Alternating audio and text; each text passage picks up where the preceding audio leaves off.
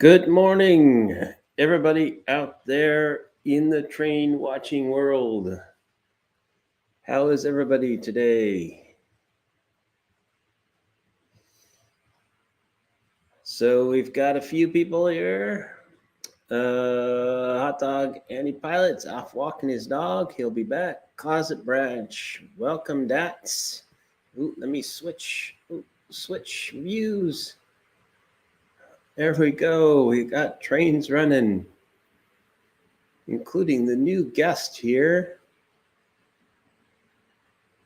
Thanks to who is it thanks to? Oh, Rail Smith. Yep. So let me go and go get what I forgot to bring in here. So walk over to the messy room.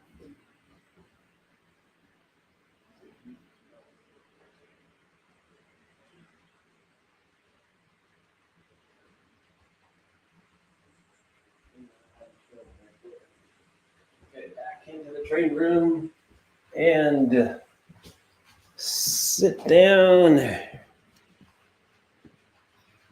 And Rocky. I forgot Rocky. So Rocky's here. We're going to put Rocky. Oh, you can put him in back here. This shorts out the track. All right. Rocky is in the building. Okay, up to 7 people. Let's see who we got here after I walked away. Let's see. We got Closet Branch. Welcome. Says we got Dwight. Dwight must have been here early. JP must have been here early. Dan from Ohio. And my mom says her salad's ready and is sitting down to watch. Okay. Good to know. Good to know. And I like actually being able to see these dwarf signals way over on the other side. I could tell which way the switch is going. Welcome, Brother Dan. Pete Motley. Welcome from other parts of Oregon. Kyle Stevens, welcome here. Does good looking passenger show train? Let's actually go back over to the banners and hide that. Everybody knows what show it is. In fact, I forgot. We're Great Northern JJ. Welcome to Rocky Off the Rails. And we're running trains today on episode 31. It'd take 3.5 minutes to get to that.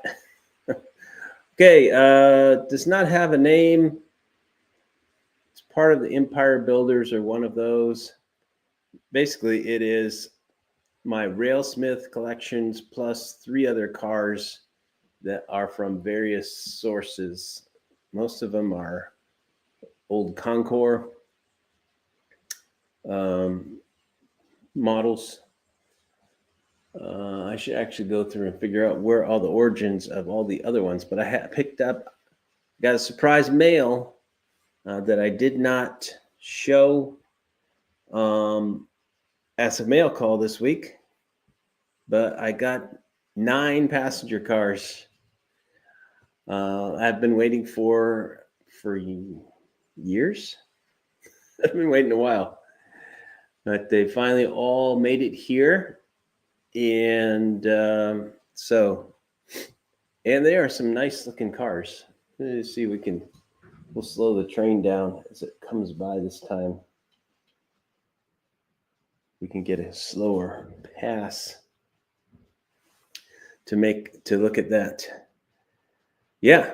So of course I push over. That's display case. That's that I didn't get through. Got distracted. Of course I got distracted. I will be back. I have problems. Okay. We're waiting for you, Dwight. We're waiting. Let me transition back to the main view and see Rocky. Look at that huge helix.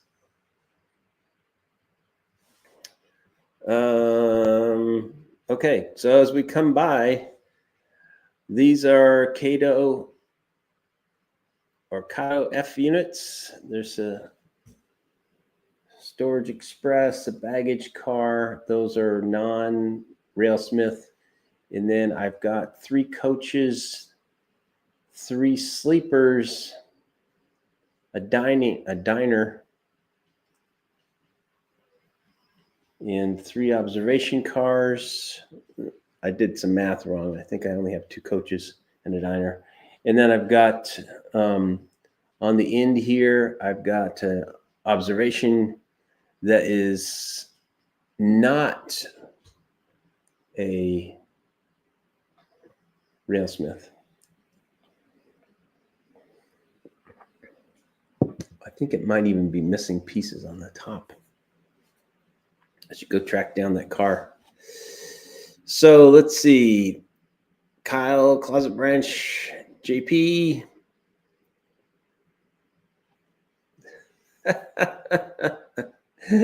Yeah. Actually, what I need is something else. I will take a quick excursion away from the train room again to go and pick up things that I've been working on.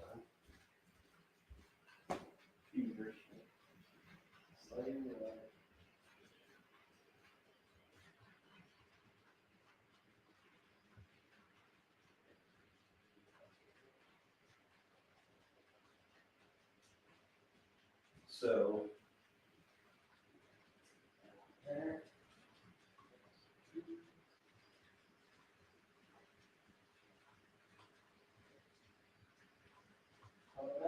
I'm coming back to the train room.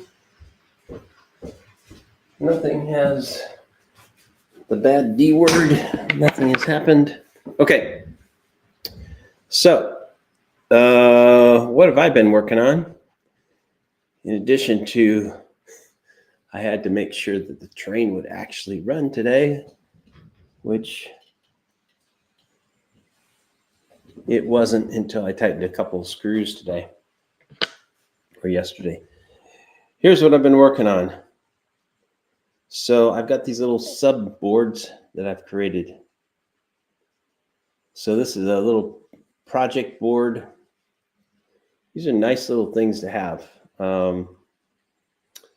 Each section, they have a rail with 15 holes on each side, or each say the north and the south side. And then on the other side, there's rows where they're grouped in 3s. So it makes a great thing. So you don't have to do stuff like do solder bridges that you do on the other perf boards. So they come in blocks of 4, and you can break them out into these blocks of about 17 by 17. Anyways, what is this? So this has headers that will plug in a ribbon cable. Will plug into this, just like so. And the other end plugs into that BDL 168, or the breakout board for that. No, actually on the board itself. So this is the signaling part. What this does is it has resistors already built. Now I've built these in resistors so the LEDs will be not so bright.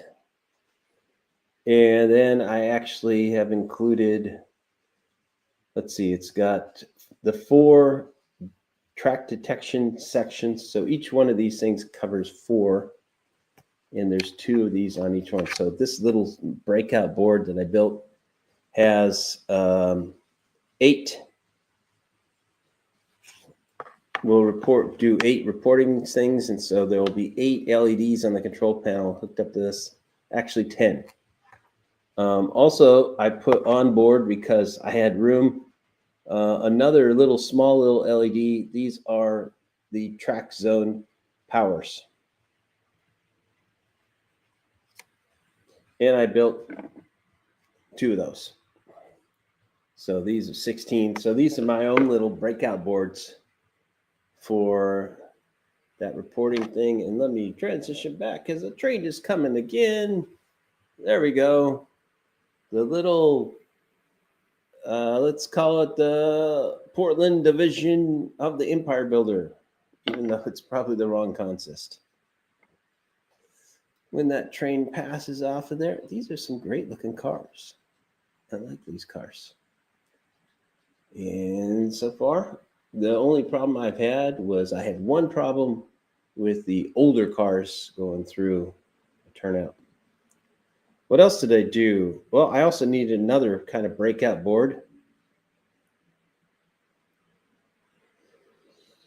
This one, I've got, these other ones were smaller resistors. These are, I had to go up to 2,000 to cut down the 12 volts.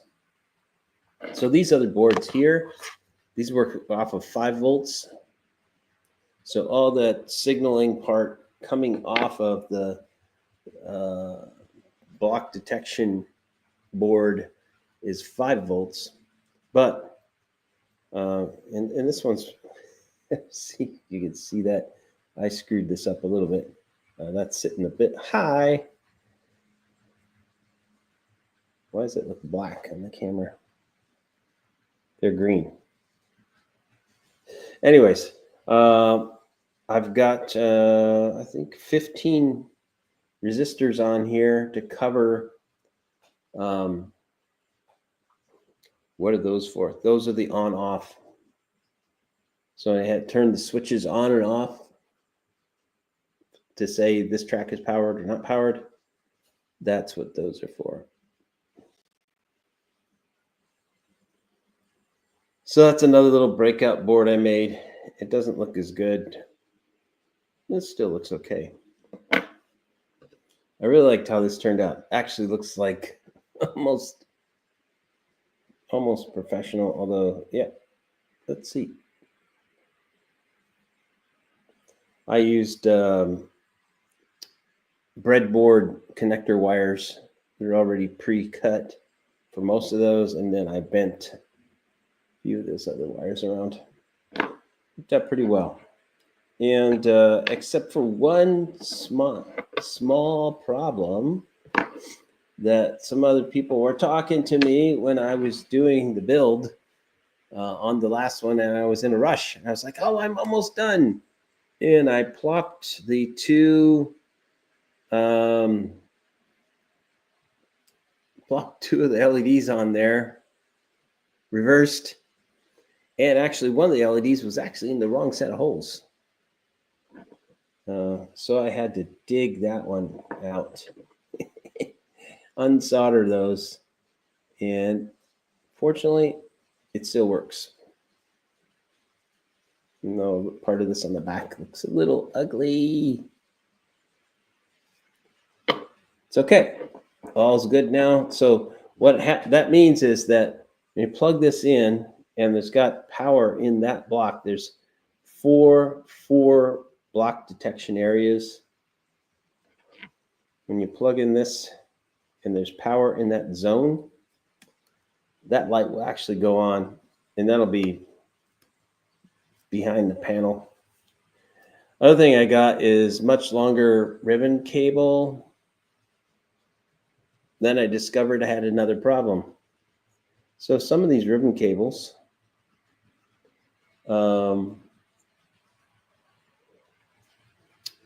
they come, I ordered them from DigiKeys.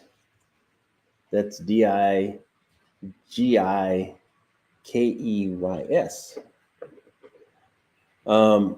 So they come with only one end with a connector on. I suppose it's so you could cut them down and make them. Ooh, train's coming by again. There we go. Actually, this one's running so well, I don't know that we're going to put the freight together that's sitting behind there that Rocky's standing behind.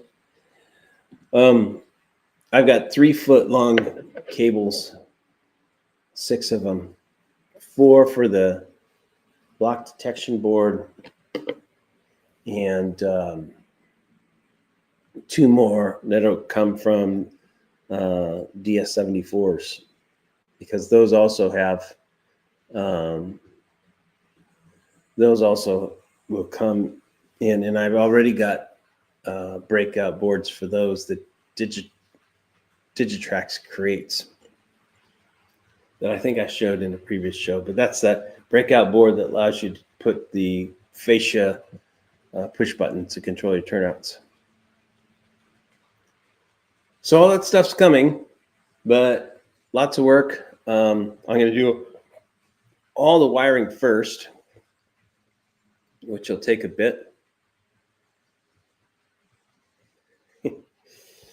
Yeah, we all aren't 20 anymore. Kyle might be the closest to 20.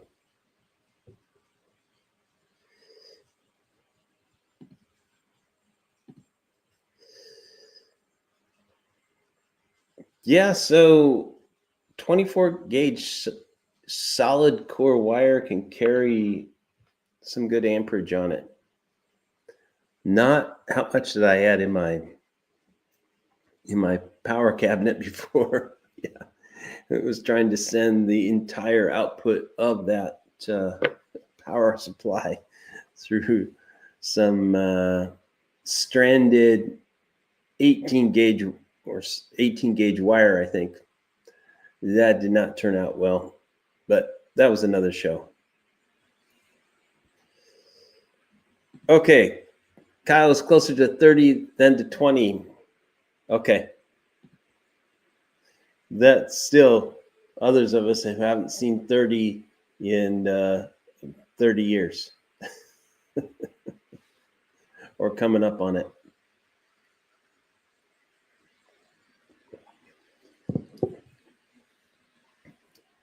Yep, this is true. Live and learn with power management. So yeah, that's what I've been doing. This stuff right here. So why I'm doing all this stuff, I'd like to have things that I can disconnect, reconnect. And I had these handy dandy little header pins that I had for other reasons. They come in a long block, but here's a bit of those. That's what they look like. So that allows you to do is you solder onto the short end, and these are the other ones where the connector part slides down on top of it, and you can get like just jumper blocks. If you see things that got in your boards or in your computer sometimes, probably not so much anymore, but there's little jumper connectors. A lot of times these are the little things that are doing that. These are the things to do that. I'm old and scared. No, there's no need to be scared, because we've got a small little Portland branch of the Empire Builder coming through. Woo-doo. Amazingly, I didn't have to put the other AB units on there to pull just this length of cars. So I think it's 12 cars in total. I've got the 9 from Railsmith, and I've got 3 other cars on there, like I mentioned. Railsmith is long waits, and it's kind of hit and miss. You got to be right on top of him when he releases this stuff to sign up for the next thing. If not, you may never get that Railsmith car. So I don't have a Railsmith observation car. Would be nice. I don't have the Railsmith Mail Express or baggage cars, which would be nice. But these will join the other, I don't know, 20 Empire Builder colored passenger cars I have. Because I went through and collected these old Concours ones which are probably made in the 80s. So they're that old. Still run good. I replaced all the trucks on them and the couplers. And then I have to figure out something because the system they had before to prevent the couplers from doing the 360 degree spin, not couplers, the trucks, because they had a little pin, but I had to cut that out. So now if you take it off, you lift it up and they carried the truck spin 90 degrees away. So, or sometimes completely around. It's like some Beetlejuice guy with his head spinning. Yeah. So what else do we got going? So then I also picked up all that I could find off of eBay, the old Kato run of the Empire Builder cars. I don't have any of those on this train right now, mostly because of just coupler. The Kato cars have the Kato couplers on them. Let's see what this. Yes, I would have done the same, JP. I would have done the same. Although the cars are good. The cars are fine. Inside decoration is a little bit suspect sometimes in the observation card that I've got from them. Oh man, it doesn't look anywhere near as good as these Railsmith cars do. I should pull those down. I could see those. Let's see. What I got. I don't have a handy chair to put this box on. But yeah. Okay, forgive me for the cameras going into motion. So these are all of my other cars.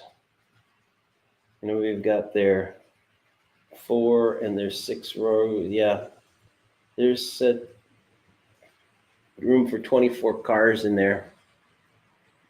And I do have 24 cars. So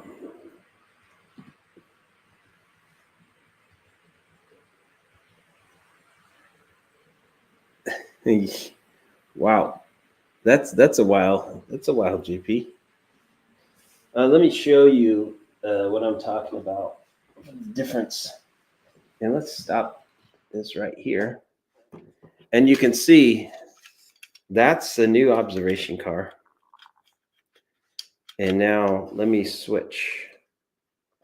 Let's see if we can get this. I think I even got it on the tracks. And that's what I'm talking about there. So the details are not the greatest on that, especially in that coach area when it's clear plastic on the top.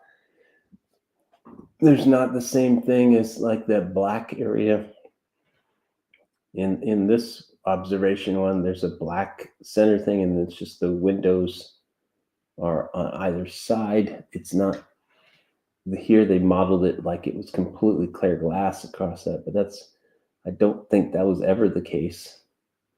And then you don't have the kind of the window frames are not painted there either.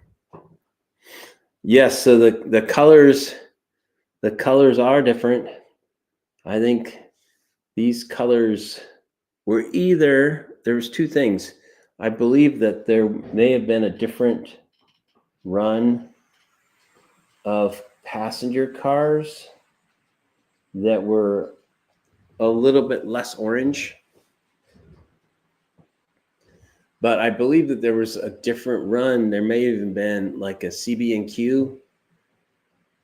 Just remember all those things before Burlington Northern joined them together. CB&Q had, I think a branch of the Empire Builder, and their colors on their cars might have been a little bit less bright orange. So that might be the reason why you see different ones. In fact, I even saw in the Railsmith catalog of their older baggage cars or the Rail Express that it looked like a different color orange. So it may not be just the manufacturer, it may be intentional. Or it could be less red, orange, and or the other part is it could just be it's old and colors fade. Who knows where people had these stored over time? But yeah, I have to dig out and figure out because I've got some of these cars are actually newer than others. Here's one that I don't usually run. This heavyweight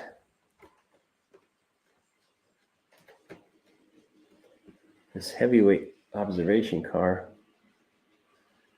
That's a nice one. They also have those in big sky blue, and there's also a Northern Pacific green one.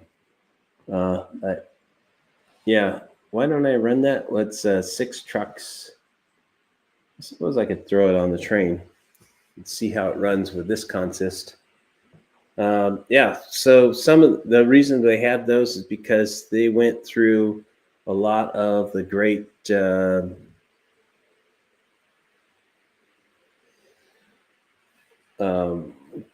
Rockies, and a lot of the Cascades. So let's see. I need an N scale Rocky. Huh. That would be small. That would be small. So let's see. Yep, Andy. JP, did you add the close couplings from Kato and the diaphragms? No, I did not need to. I did not need to. The Railsmith ones actually come fairly close coupled together, similar to what you might get with the Kato treatment of passenger cars. So that, yeah, the heavy car does look nice.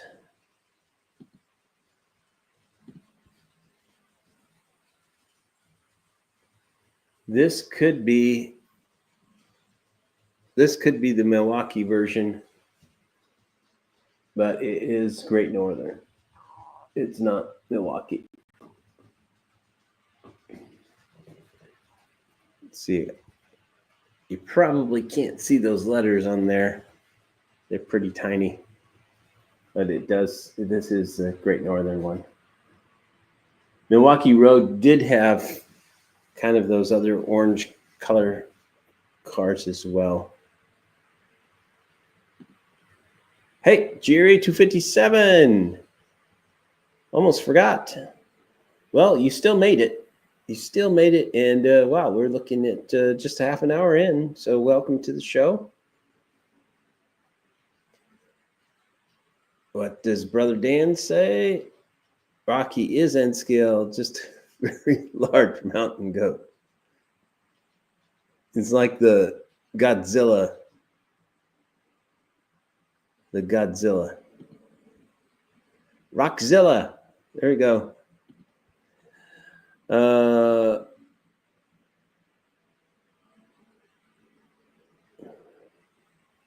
Yeah, I don't need to modify anything. I'm not going to change the couplers. Couplers are already, I believe they're microtrains. It certainly worked mostly while connecting to other microtrains. You know, every single run, if you use even a slighter difference thing, sometimes things are like, oh, no, I'm not going to couple today. But, yep, so far, knocking on wood here. Woolly mammoth. Yeah, he could be a Pleistocene Rocky. I don't think mountain goats were in the gigantic fauna. Well, maybe they were. What else would that big saber-toothed cat go after? Okay, so what's else? Everybody else going on? JP, you're doing wiring and getting your turnouts installed on your card on your yard.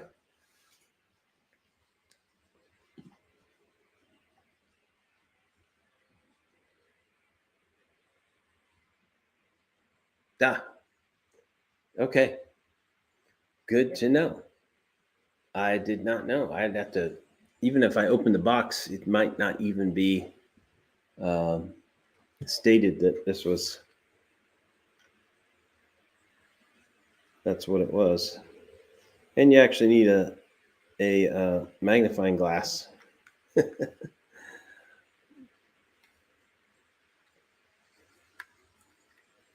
All right, so JP is going to get busy on his Colton diamonds. I discovered while running this stuff, what am I going to be doing? More of the same. Although I'm really thinking now that I have to relocate the double crossover that's coming out of the helix, which is going to shorten the room that I have, the train length that I can run. Because since I have metal wheels, if you have metal wheels and you have a auto reverser, yeah, those limit your total length of train. Those limit your total length of train. So I won't be able to run 10-foot long, 12-foot long trains, possibly. I had to figure out where that would cut. But the reason is, why would I move that double crossover? Well, where it's sitting right now, it doesn't allow you to, there's a loop around the bottom of the helix. And there's only in one direction are you hitting that double crossover. So that double crossover is actually functioning as a return loop for both directions.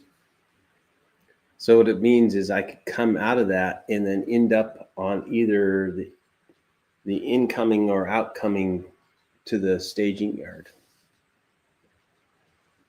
And there's only one other place where I have such a turnaround, and it's in the yard, and you can't run a long train through it because you're going to be constantly trying to have cars in both sections.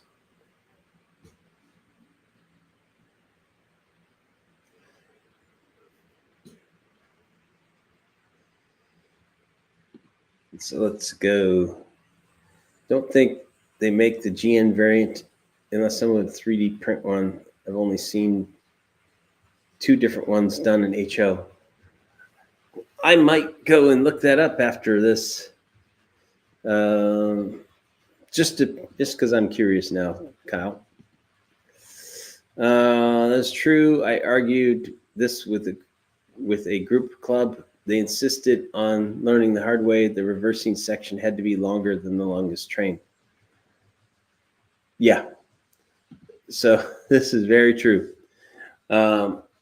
If you don't have metal wheels, or you don't have transponding wheel sets, like something with a resistor across it to be able to detect it, you'll be okay. However, it just takes that one car with one sets of wheel sets.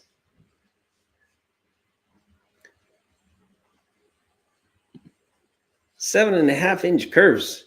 I mean, you're not going to be running big boys on your layout.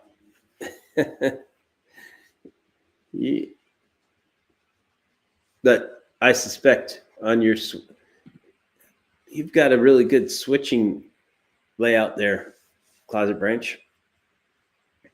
Yeah. So everybody see, I've got the daylight on today. One of the t-shirts that I collected from one of the shows that I went to.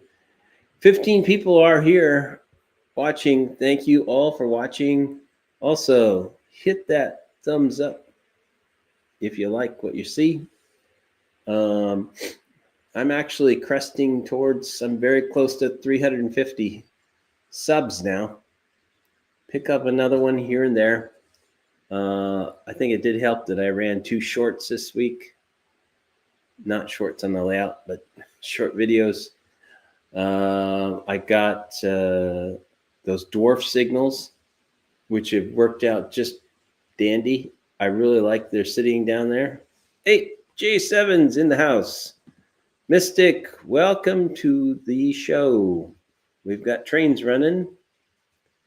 We'll see those see my latest acquisition shortly.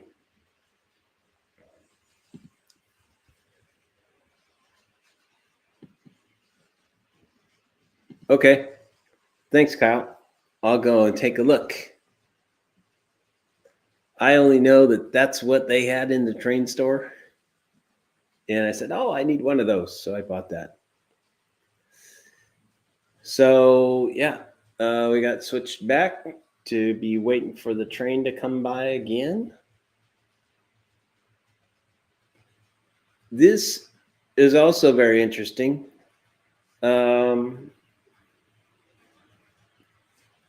This A and B unit here, F7, these are the first 2 locomotives that I bought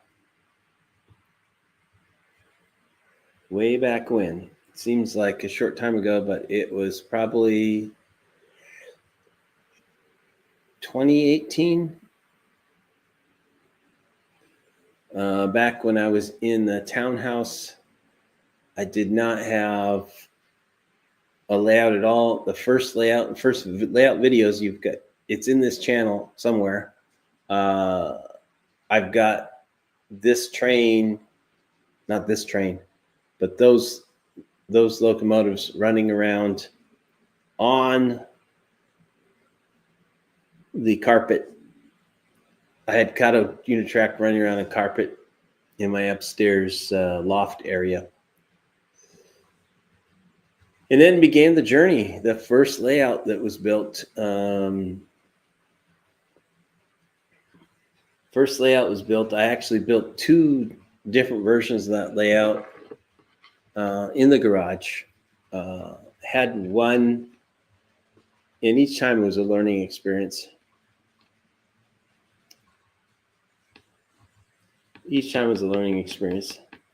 I think, as it always is, right? Each time we do something different, we learn something, and then we learn something that's like, oh, I'm not going to do it that way. And then we learn something new, right? Which brought me to a new topic. Yes, it is quite the helix. It dominates the view of the room right now until I eventually won't be able to see it once I get the track in front of me. Once I get this stuff done in front of me, it's going to block off stuff. Maybe that's also a reason why I've been slow to do it. Yeah. But one of the other topics I was going to cover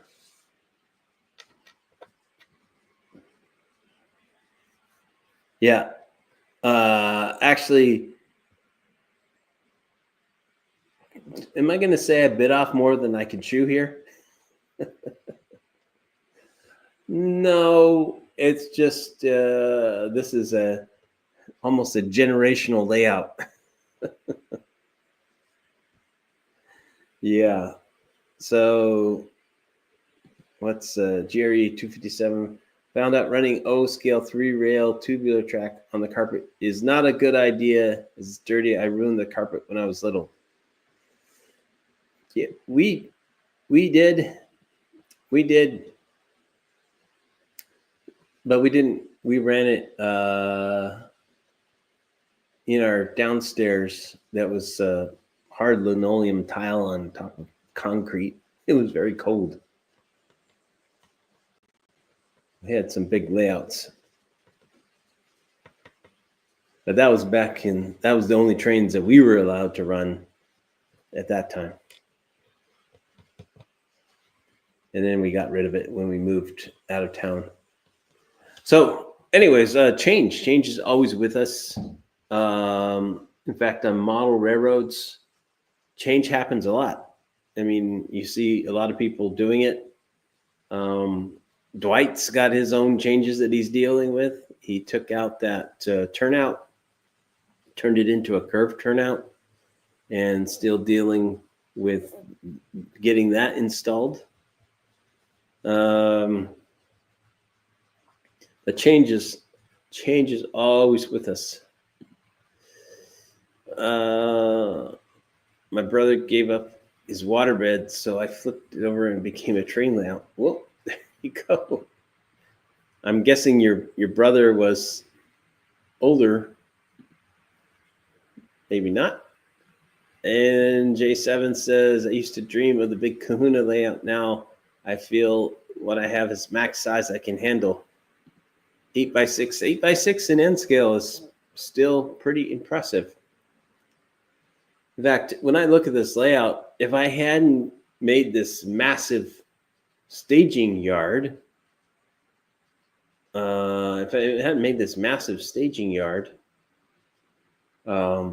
this would be quite a layout unto it, just itself. There's lots of room here, but I was like, oh, I got to have this massive staging yard because I'm going to make 2 levels above it. So we'll get to it. I think 2025 summer might be the start of the second level.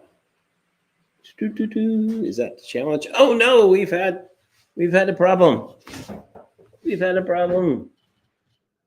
It's the first problem with the new cars. And we're gonna go into chopper mode. Oh, yeah, we got a problem down there in the switch in track number 2. We have a derailment. Okay. All right. Thank you. From the chopper. Get to the chopper. Okay, that's my other Arnold impression. Something happened somewhere. And let's see, what do we got going on here? It just decided. And this is, to be honest, this is a section track that I think is in need of redo. Let's see if I can pull these back without causing a problem. Okay, that section right through there were the first 3 turnouts that I ever laid that were, oh, there's another one on the ground. Those were the first 3 turnouts that I laid that were Pico turnouts.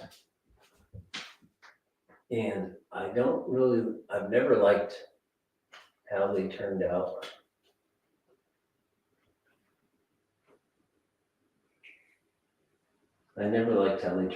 So I might, at some point, rip that whole part out and redo it. Because, yeah, I'm not satisfied with that. All the rest that I've done since then, since I learned that part, are better, although there's ones over on the other side. Let's see. I don't hear any wheels on the ground.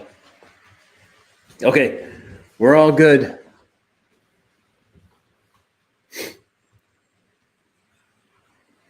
Okay, let's catch back up. What did I miss while we were dealing with the problems? Yes.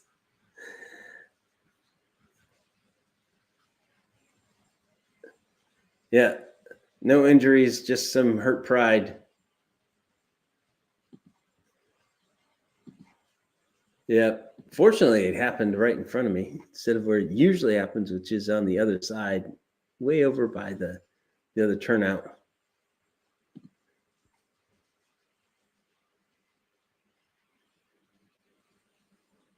Oh, no.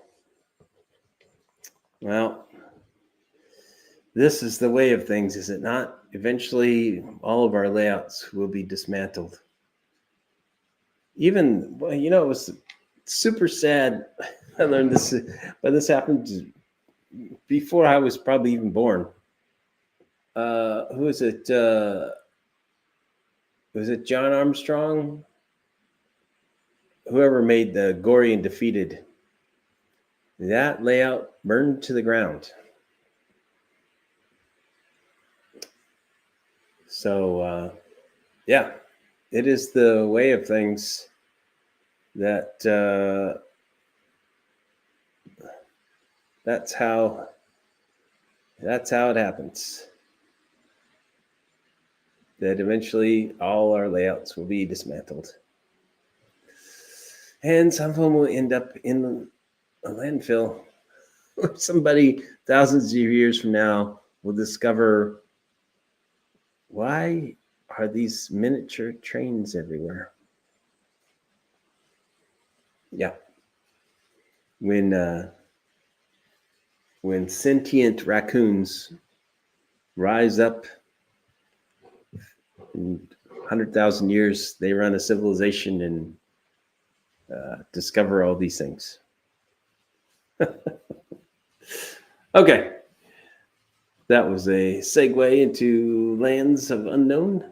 Okay, so what do we got going on the next weeks? Next week is layout photos, which means, oh, that's sad. That's sad.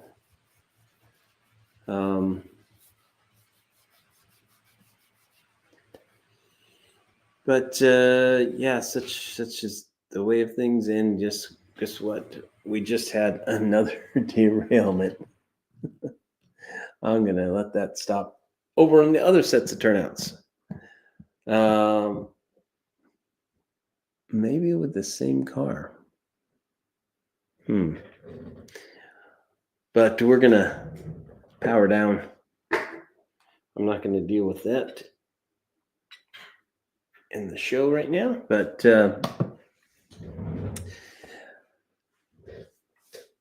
so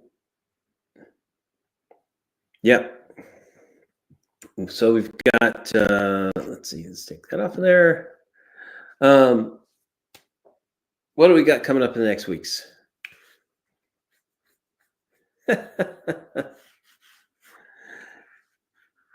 Oh yeah, the MOW. Guess what? That just came. We got to send these cars out to go get them.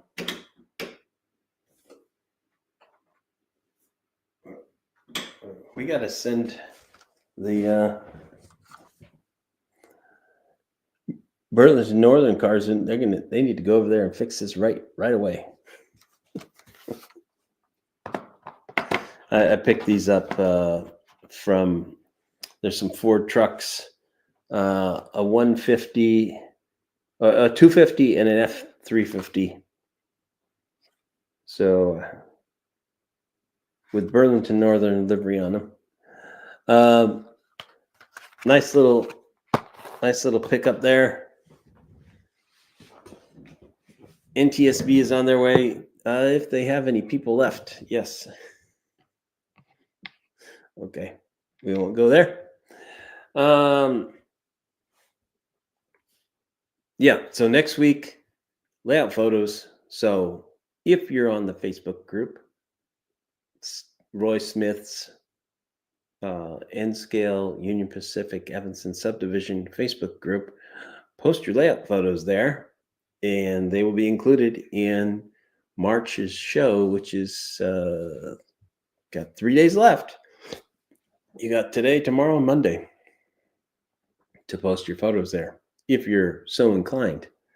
Then we'll have an after the show. I don't know what I'm doing after the show yet. I actually have a new game that I purchased called Free Ride. It's by a German designer. Yeah, it's amazing that this thing was running for 45 minutes and then just started to have some issues. That's how it goes sometimes. So then after that, we've got the April shows. Probably will be an update on where I'm at with the control panel. Hopefully that'll be closer to done. I'm not sure that I will have painted it yet, but like I said, with the control panel, I'm going to get it all wired first, and then connect it, have it all connected, have all the tracks connected. So that means wiring underneath the layout, because if you've got 15 block detection sections, you can't have one single bus wire anymore, or bus pair. You can have one, so the rail B line can be continuous, but the rail A line each one is fed individually. So that's going to be fun. There's going to be lots of connections to make.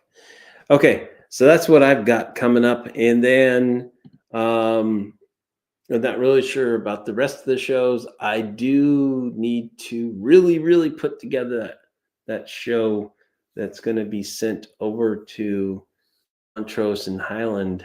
Finally, I think 6 months after I announced it, we should be sending it. There's been a dispatcher strike. We can't get the cars out of the yard. Dispatcher strike, maintenance of way strike, the whole layout's shut down. People going on strike. Okay. Yeah. I'll have to check on those, especially they're new.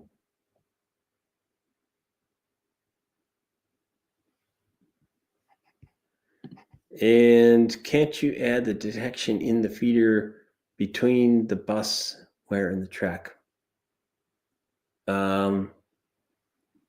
No. So that has to come out of, it would mean a wire still going back to the block detection and then coming back. You're going to have to do that. So even though, yes, you could do that, but that would mean you'd have to take from the bus wire, go back to the block detector, then bring that wire back over to where the feeders are at. So what I'm going to do is have mini bus wires for the rail A on each of those. And so the feeders will come down and connect to the mini rail A bus line, which will be different for each one. And then this whole section that's under block detection is going to be on its own power management district.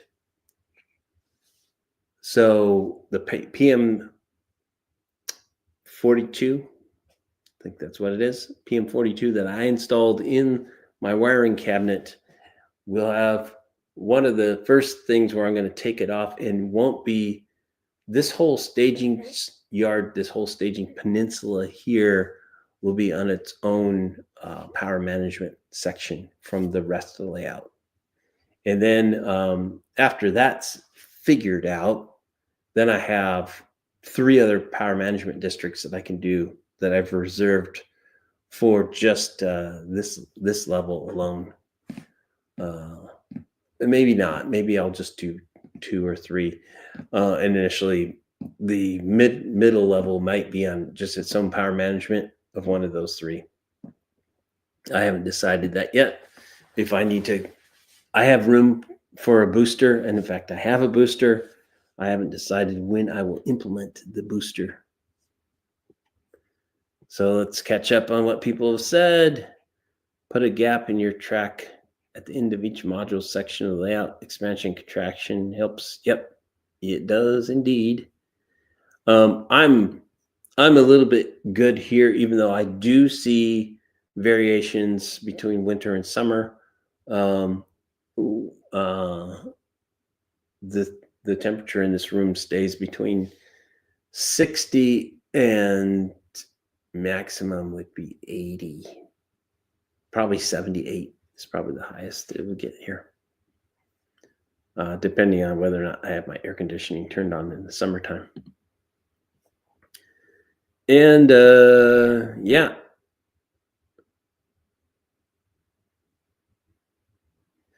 Yeah, so that's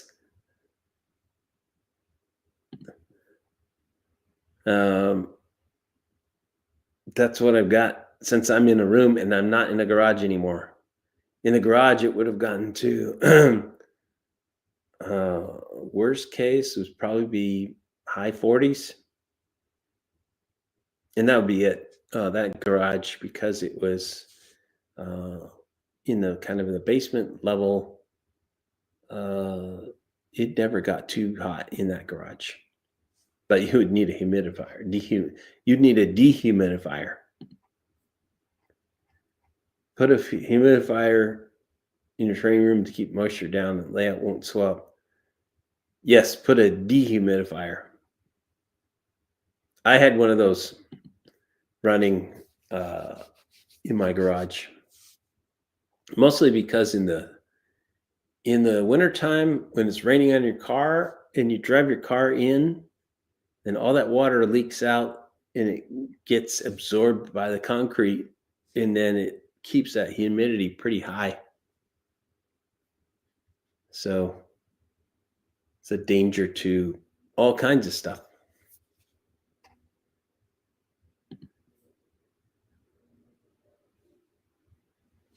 Yeah. Well, I saw a picture of your house that your garage is kind of off in the front by itself, and you've got no second story over it.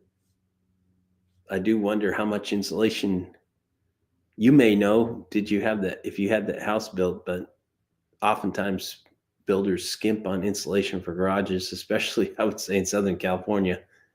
Like, why would you need insulation in your garage? If I was building any kind of home anywhere, I would always insulate the garage, because if it's from heat and cold.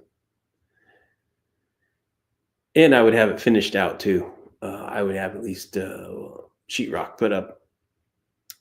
But yeah. But you're down in inland California there. It gets hot outside, right? It's into the hundreds in the summertime. But so that's all I got. We're getting close to the top of the hour here, and I think I will wrap this one up. Thanks everybody for watching. You got 17 people now. That's more than we had when we started.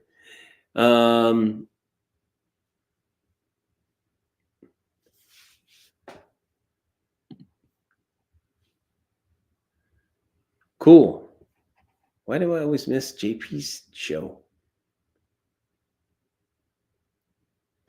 I should go watch that. I really should. Okay, so that's all we got. And that's, I added insulation to the two walls away from the house, added it to the ceiling. I also have a powered vent fan. Oh, okay, faces west. Yeah, it's always that afternoon sun that just is the baking one. So yeah, thanks everybody for watching the show. We'll be back next week with layout photos, and then the after the photos show, and then who knows, we may be running trains again in the after the layout show, because the other room is going to be like a complete mess. I need to get that cleaned up. In fact, I need to get this room cleaned up as well. Cleaning. Yeah. So there we have it. I am Great Northern JJ. Me and let's say bye to Rocky. Rocky says goodbye. And we'll see you on the next show. And what do I say? I'll be back. Thanks, everybody. See you next week.